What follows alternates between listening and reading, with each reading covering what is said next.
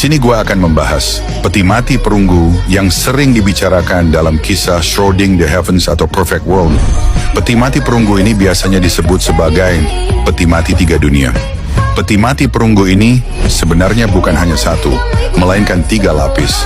Masing-masing peti berada di dalam peti yang lain, sehingga membentuk sebuah struktur berlapis yang penuh misteri. Konon peti mati ini ditempa oleh sosok Transcendence pertama, makhluk agung, yang keberadaannya bahkan mendahului para kaisar. Jasadnya sendiri digunakan sebagai dasar untuk membangun altar suci, altar yang kemudian menjadi sarana bagi para makhluk kegelapan untuk kembali bangkit dari kehancuran. Dengan kata lain, peti ini bukan sekedar wadah, tetapi juga simbol kekuatan purba yang menyimpan rahasia besar di balik siklus kehidupan dan kematian. Keistimewaan peti ini luar biasa, masing-masing lapisan mampu menampung sebuah alam semesta, karena ruang di dalamnya tidak terbatas pada logika biasa. Bagi yang masuk ke dalamnya, seolah-olah mereka berada di sebuah kosmos baru yang lengkap dengan keluasan yang tidak bisa diukur. Shi Hao pada masanya pernah memanfaatkan kekuatan peti mati ini untuk menyelamatkan orang-orang yang berharga baginya.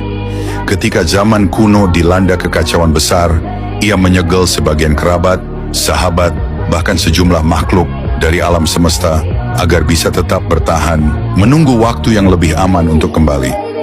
Ada pula kisah tentang inti pedang abadi yang ada di tangan Shi Hao. Inti pedang itu tidak muncul begitu saja, melainkan di tempat dari pecahan-pecahan peti mati perunggu tersebut. Bahkan sebelum datangnya era runtuhnya para kaisar, masa di mana para kaisar setengah abadi hidup, pecahan peti mati ini sudah memiliki peran penting. Inti pedang tersebut ditempa oleh seorang kaisar abadi yang sebenarnya sudah jatuh dalam jebakan makhluk kegelapan. Dalam tragedi itu, sebagian tubuh kaisar abadi tersebut hancur dan akhirnya tersembunyi di dalam salah satu lapisan peti mati perunggu. Inilah sebabnya mengapa pedang abadi itu bukan hanya senjata, melainkan juga membawa jejak sejarah kelam yang panjang. Kemudian ada misteri tentang naga-naga yang muncul di Shrouding the Heavens. Banyak orang yang bertanya-tanya mengapa naga-naga itu tampak hidup dan nyata. Bukannya hanya sekedar kerangka atau tulang belulang tua, jawabannya ada pada Shi Hao sendiri.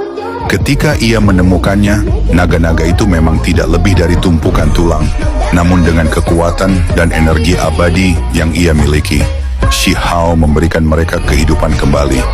Energi tersebut meresap ke dalam tulang naga, memunculkan kembali wujud megah mereka, hingga seakan-akan mereka tidak pernah mati.